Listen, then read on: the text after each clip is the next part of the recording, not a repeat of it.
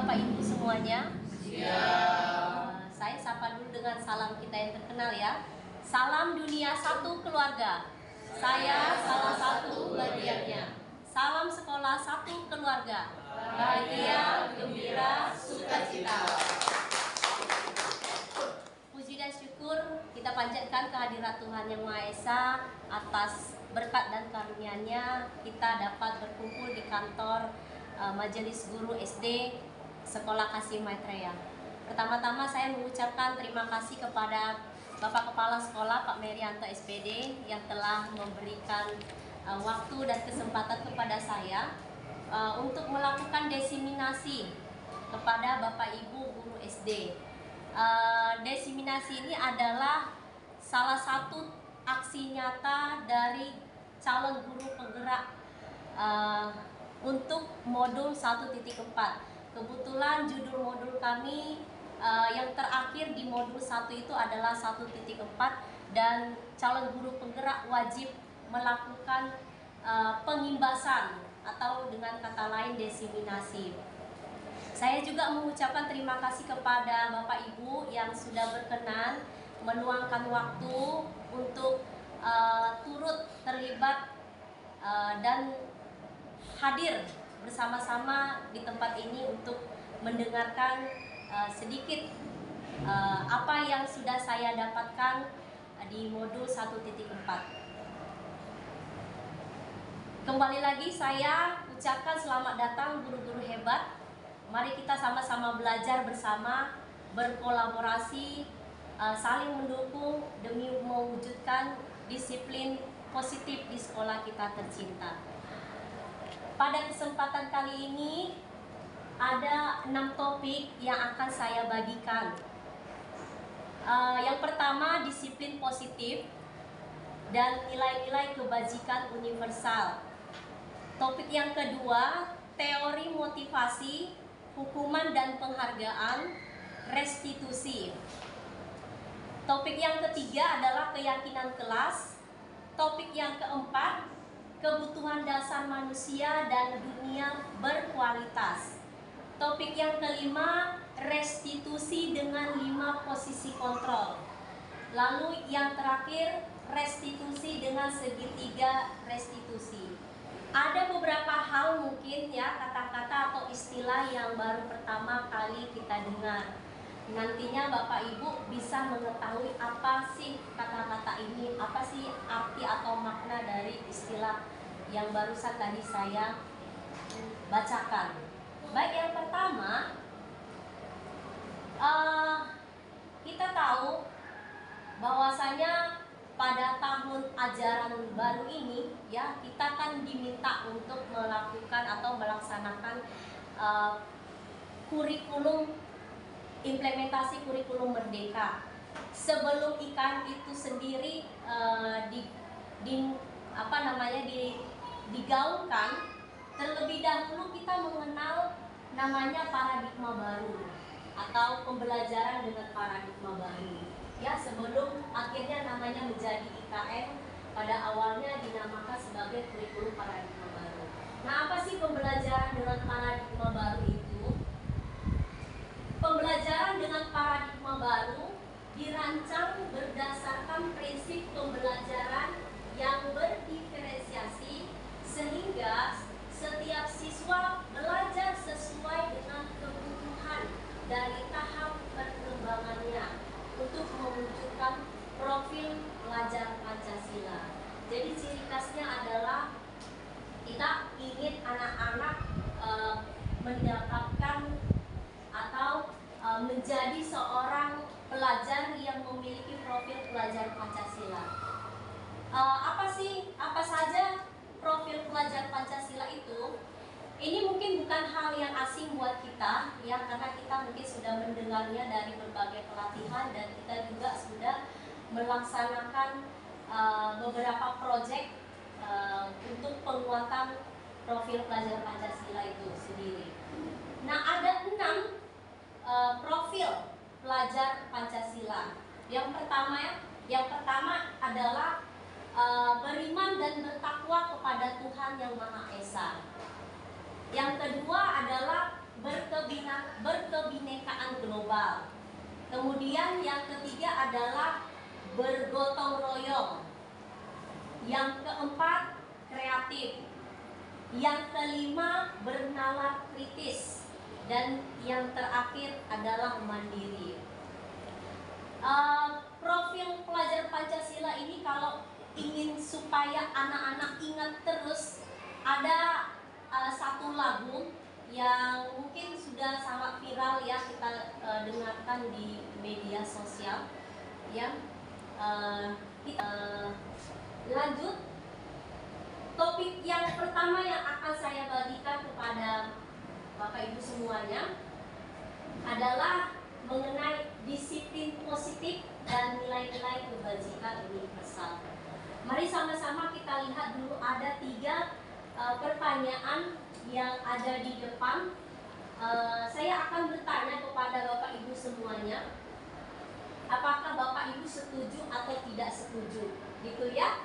Dari pertanyaan yang pertama, hukuman dapat mendisiplinkan anak. Bapak Ibu setuju atau tidak setuju?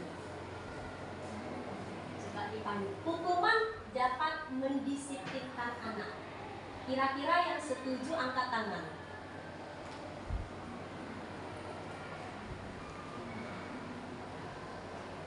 Berarti artinya kita tidak setuju ya. Tidak setuju bahwa hukuman itu dapat mendisiplinkan anak. Oke, pertanyaan yang kedua. Pemberian hukuman dengan hal positif seperti membaca atau membersihkan halaman sekolah dapat meningkatkan disiplin anak. Setuju atau tidak setuju dengan pernyataan nomor 2 ini? Siapa kira-kira yang menyatakan setuju? Miss Vera, Pak Cahaya. 1, 2, 3, 4, 5, 6, 7, 8, 9, 10, 11, 12. Hampir semua ya. Bisa dikatakan 85% menyatakan bahwa pernyataan nomor 2 itu setuju. Oke, yang ketiga, memberi penghargaan dapat meningkatkan motivasi belajar anak. Setuju atau tidak setuju? Setuju. Oke, setuju. Baiklah, berarti ada satu saja yang kita tidak setuju ya. Nah, untuk mengetahui bahwa 3 pernyataan ini ideal, setuju, benar adanya atau tidak, nantinya Bapak Ibu akan temukan jawabannya setelah saya bagikan materi berikutnya. Nah, mula-mula kita akan pahami dulu apa sih makna disiplin itu. Disiplin itu sebenarnya berasal dari bahasa Latin yang disiplina, yang artinya belajar. Jadi makna ini dipakai oleh seorang ilmuwan bernama Socrates dan Plato. Ya, yang ingin kata ini sebenarnya mengandung konotasi untuk anak-anak didiknya pada waktu itu. Kita tahu Socrates dan Plato adalah seorang dosen, kalau kita bilang hari ini ya, seorang dosen. Jadi dia maha guru pada waktu masanya.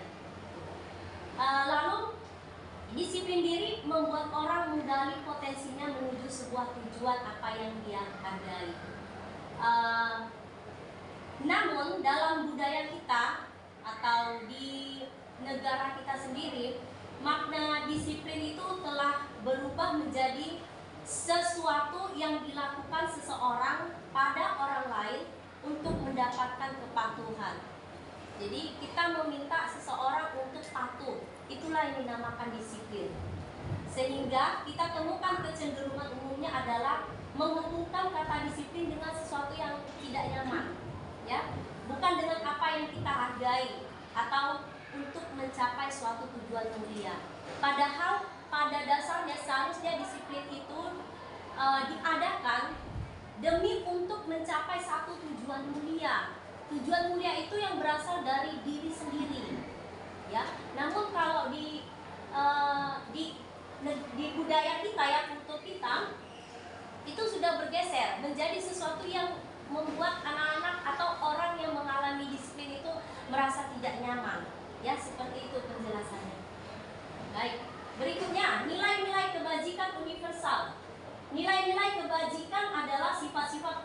manusia yang merupakan tujuan mulia yang ingin dicapai setiap individu. Nilai-nilai tersebut bersifat universal dan lintas bahasa, suku bangsa, agama maupun latar belakang.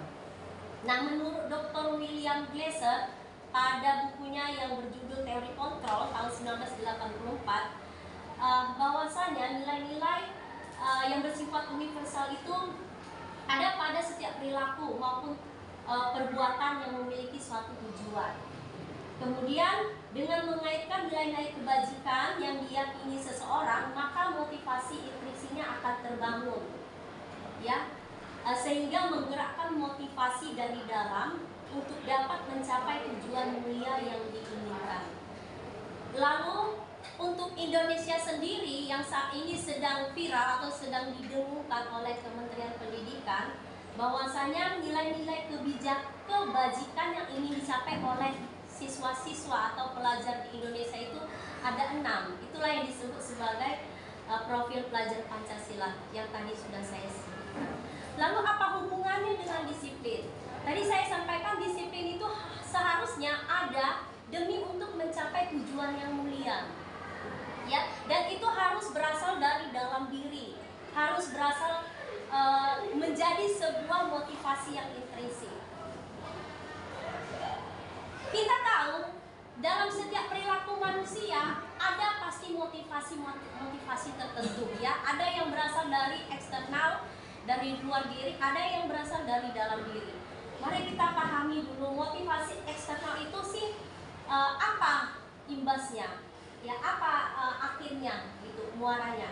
Nah, biasanya yang untuk motivasi eksternal muaranya adalah untuk menghindari ketidaknyamanan atau hukuman, ya. Jadi seakan-akan ada pertanyaan, apa yang akan terjadi apabila saya tidak melakukannya?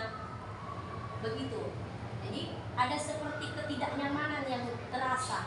Lalu selain itu motivasi internal juga bila mendapatkan imbalan dari orang, seperti mengharapkan sebuah imbalan dari orang lain atau institusi. Jadi ada muncul pertanyaan, apa yang akan saya dapatkan apabila saya melakukannya? Jadi seperti mengharapkan sebuah imbalan. Itulah namanya motivasi eksternal.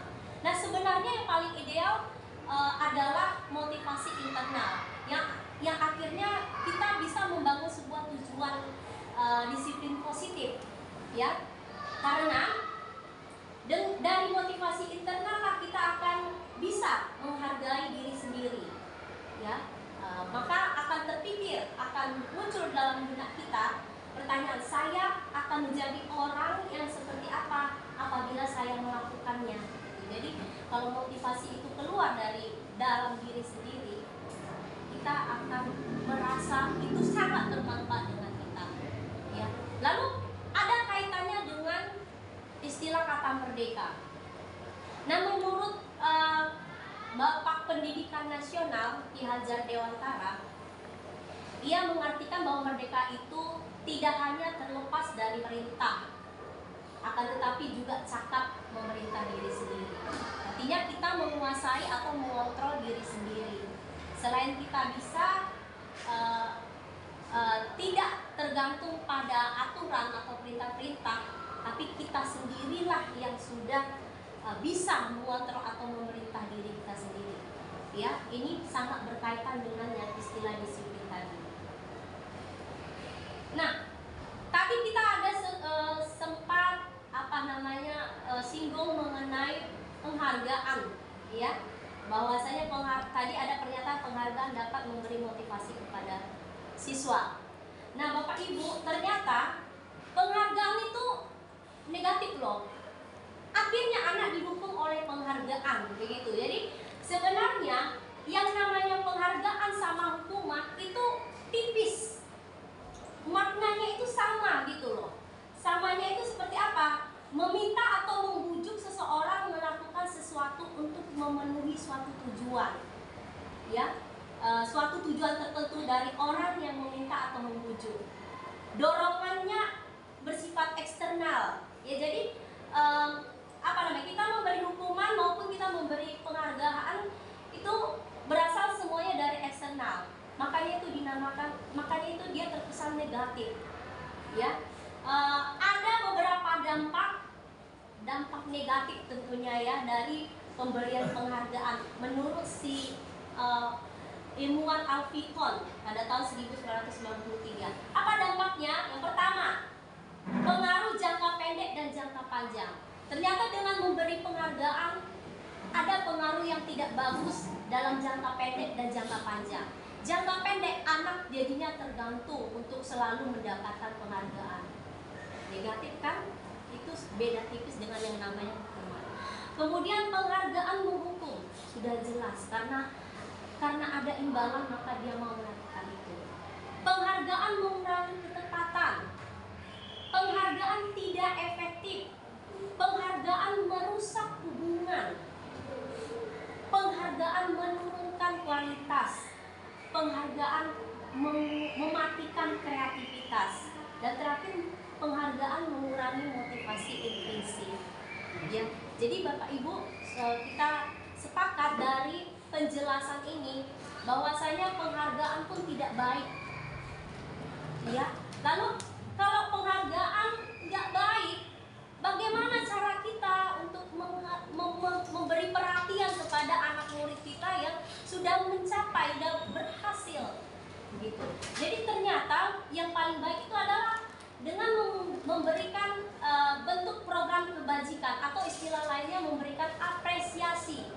Makanya sekarang kalau di dinas pendidikan atau kementerian itu bukan lagi dibilang pemberian penghargaan, tapi menjadi apresiasi.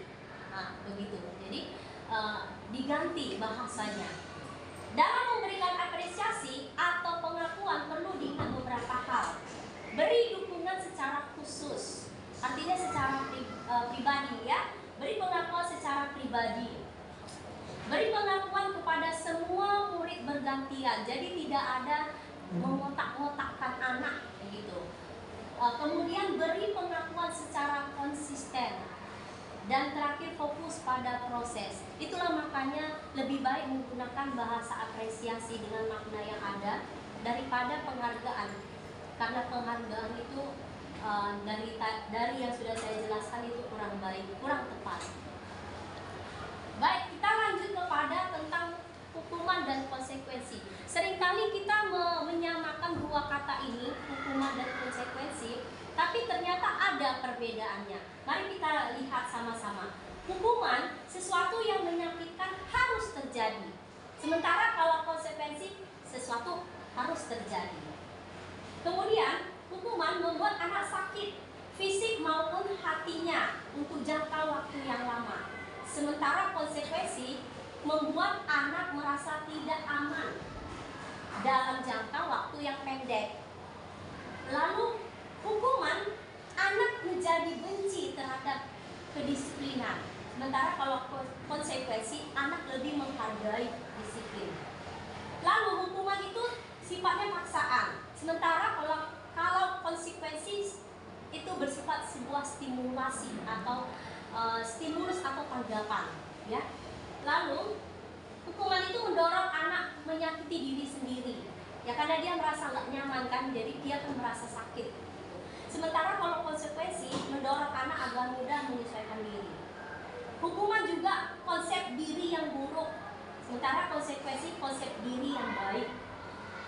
Hukuman anak belajar untuk menyembunyikan kesalahannya, sementara konsekuensi anak belajar untuk mematuhi peraturan yang ada.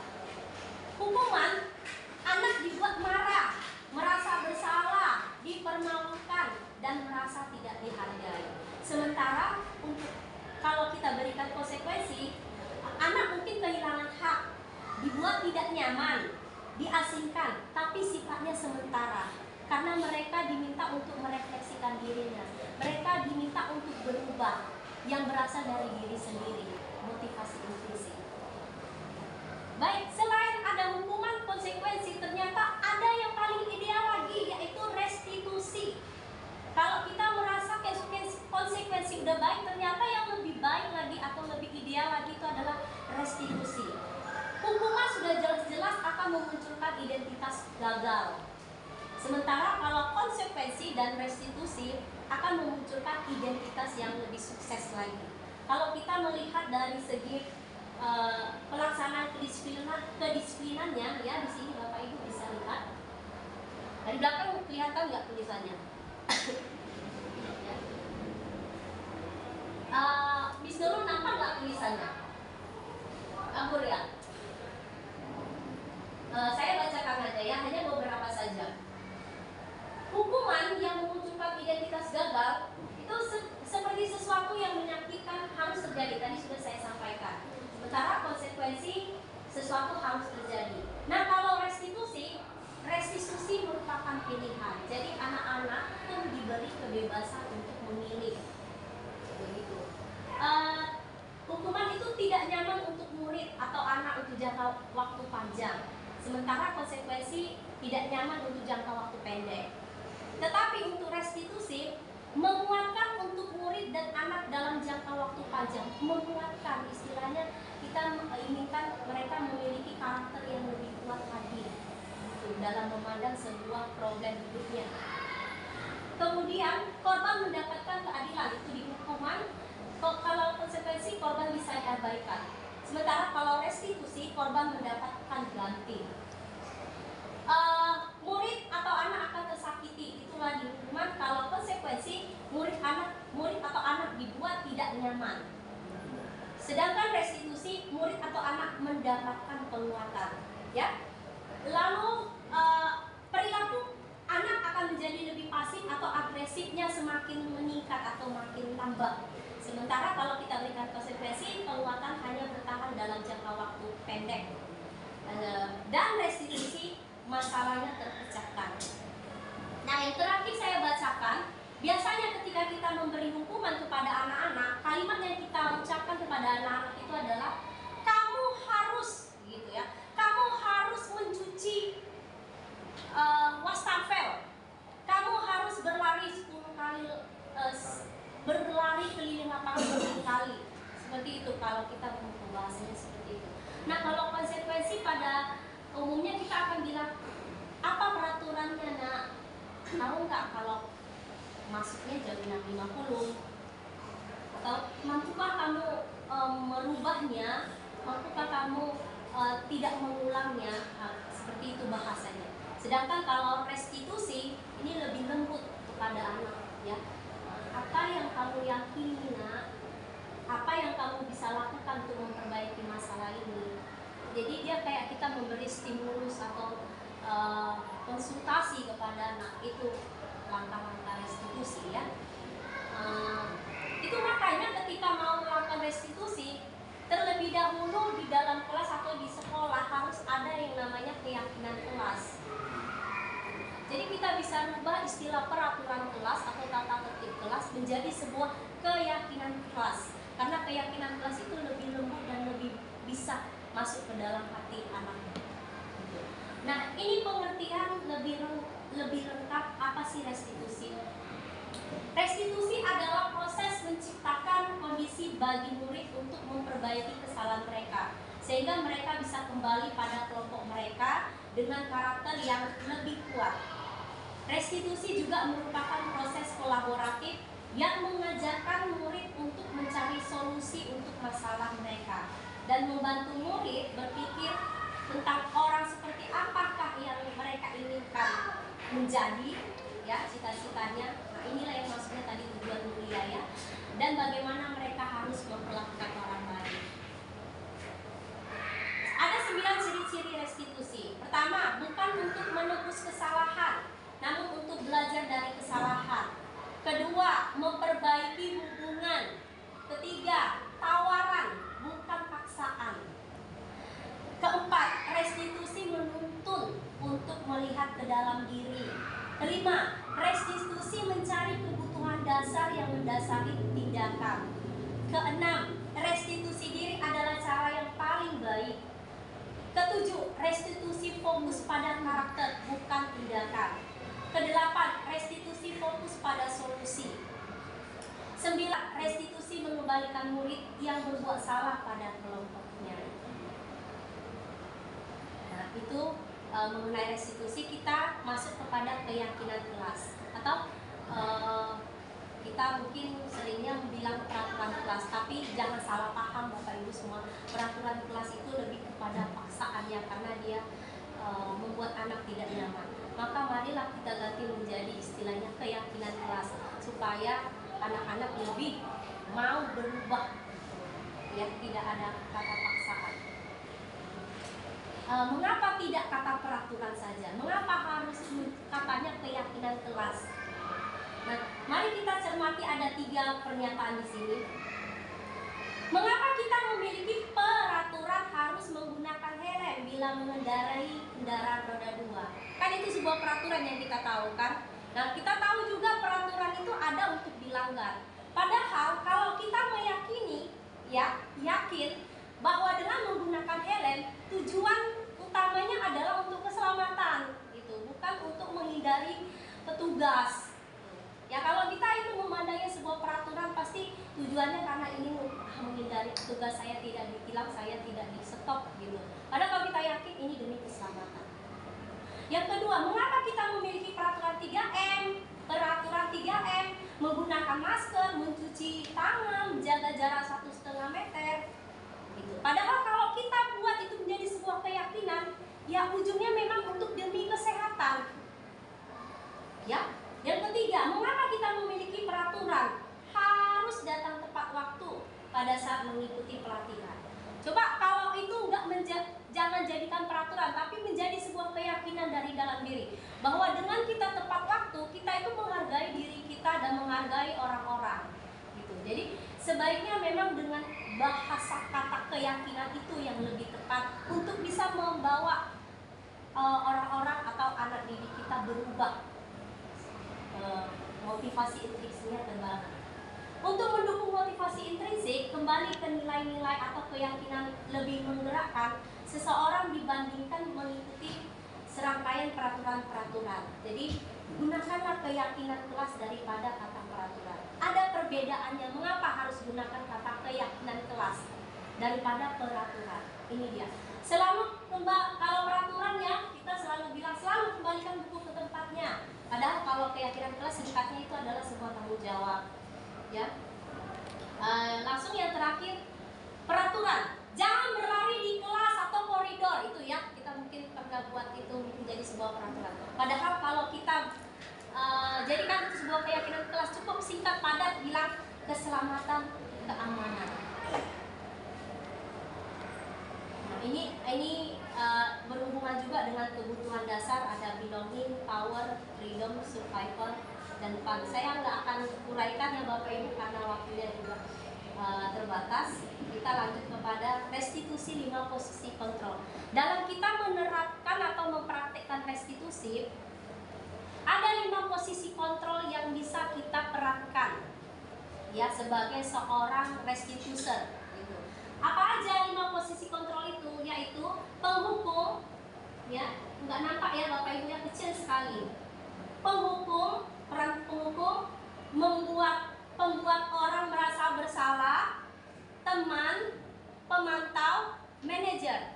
Dari kelima posisi kontrol ini yang bisa kita perankan untuk bisa menerapkan restitusi, yang paling ideal itu adalah manajer, ya Bapak Ibu, ya. Bukan penghukum atau pembuat orang merasa bersalah, teman ataupun pemantau. Tapi kita bisa bergeser ke menjadi pemantau. Ya, jadi kalau kita ingin bergeser atau berpindah cukup di pemantau. Jangan sampai kita ke penghukum, ke pembuat orang merasa bersalah maupun teman, gitu. Jadi yang kita usahakan kita ini menjadi seorang manajer. Ciri-cirinya apa? Ini ada banyak sekali kata-katanya. Bagaimana untuk bisa menjadi seorang manajer? Ya, karena manajer ini akan memunculkan identitas yang berhasil atau sukses. Anak-anak akan bisa mengontrol dirinya dengan baik. Nah, segitiga restitusi. Ini segitiga restitusi ini yang pernah saya terapkan kepada anak. Ya, bagaimana saya berusaha membuat mereka berefleksi diri, ya, tentang sesuatu yang telah mereka langgar. Lalu saya tanya apa yang menjadi keyakinan kelas yang sudah kita sepakati. Lalu apakah kamu ingin menjadi seperti apa gitu. Kamu bukan satu-satunya yang pernah melakukan ini. Setiap orang pasti pernah melakukan kesalahan. Adakah cara yang lebih efektif untuk mendapatkan apa yang kamu butuhkan? Kamu tentu punya alasan mengapa melakukan itu. Jadi ini kita bermain kata-kata sebenarnya ya dalam menerapkan restitusi, segitiga restitusi. Nah, banyak kata-kata yang bisa kita gunakan ya. Di sini Bapak Ibu saya ada kasih tahu tampilkan kata-kata yang biasanya kita ucapkan ketika ingin menerapkan segitiga restitusi. Ya. Segitiga restitusi itu ada 3 bagian: menstabilkan identitas, validasi kebutuhan, dan intervensi 30 detik. Ya, ada kata-katanya di situ yang bisa kita gunakan. Mungkin ini saja Bapak Ibu yang bisa saya bagikan kepada Bapak Ibu terkait modul 1.4 yang saya dapatkan dari pendidikan guru penggerak. Saya sebenarnya meminta juga tanggapan dari Bapak Ibu ya mengenai sharing materi ini. Kami sendiri pun selama 2 minggu mendapatkannya dan perlu penelaahan yang lebih dalam lagi. Saya rasa saya dengan waktu yang sangat singkat ini mungkin di hati atau di benak Bapak Ibu kan masih ada semacam kebingungan juga ya, seperti apa sih alurnya ini gitu. Tapi yang jelas saya mau sampaikan bahwa yang namanya memberi penghargaan, memberi hukuman ya, ataupun memberi istilah lainnya konsekuensi itu belum tepat. Mari kita sama-sama melakukan untuk membantu anak-anak dengan cara melakukan restitusi, karena itu lebih lembut, lebih bisa mengenakan hati sampai ke dalam sanubari anak-anak. Ya, mungkin itu dulu dari saya, Bapak Ibu. Terima kasih sekali lagi atas perhatian dari Bapak Ibu semuanya ya. Kalau ada yang mau bertanya nanti kan bisa dengan saya secara pribadi. Atau ada tidak yang mau memberi satu orang tanggapan? Iya, boleh Pak Tono. Ya, sedikit yang ingin saya pahami. Itu yang pertama tadi penghargaan beda tipis dengan hukuman. Nah, di segitiga restitusi yang terakhir intervensi 30 detik. Nah, kalau menurut saya intervensi itu kan sesuatu penekanan yang sangat berat gitu kan. Nah, kalau kita artikan kata intervensi, menurut saya intervensi itu artinya kita menekan gitu ya. Nah, bagaimana segitiga restitusi ini berperan, sedangkan intervensi kan menurut kita itu sesuatu yang tidak baik terhadap seperti yang sudah disampaikan tadi tentang hukuman dan penghargaan itu beda. Terima kasih. Intervensi di sini kita jangan pahami sebagai sesuatu yang negatif ya Pak Tono ya. Mengintervensi mungkin kita pahami mencampur atau ikut larut begitu kan. Tidak, maksudnya dalam makna intervensi 30 detik ini kita sebagai guru, sebagai pendidik berusaha menyelami kondisi aktual dari anak itu. Apa yang sedang bergejolak di dalam dirinya gitu. Nggak perlu lama kita untuk mengetahuinya gitu. Jadi makanya dibuat istilah intervensi 30 detik. Jadi hanya kita ingin mengetahui apa yang sedang bergejolak dalam diri dia, ya, bukan maksud ingin apa ya, mengusik dia, bukan gitu. Jadi kalau pemahamannya kepada hukuman tadi Pak Tono ini ya hubungkan dengan hukuman, karena kita tahu hukuman itu kan membuat anak tersakiti. Tapi yang namanya intervensi bukan, anak tidak ada tujuan kita untuk membuat tidak nyaman, bukan. Karena maksud intervensi 30 detik ini adalah kita ingin masuk ke dalam dunia dan perasaan dia. Kita lihat bagaimana kata-kata yang bisa kita gunakan ketika intervensi 30 detik. Apakah kamu ingin berbuat kamu sedang menjadi orang yang sedang kamu inginkan, apakah kamu bisa mengubah perilaku kamu saat ini menjadi sikap yang lebih membantu lagi? Kapan kamu siap untuk mulai? Sepertinya kamu punya masalah. Apa yang bisa saya bantu? Lalu bagaimana kamu ingin diperlakukan pada kegiatan ini?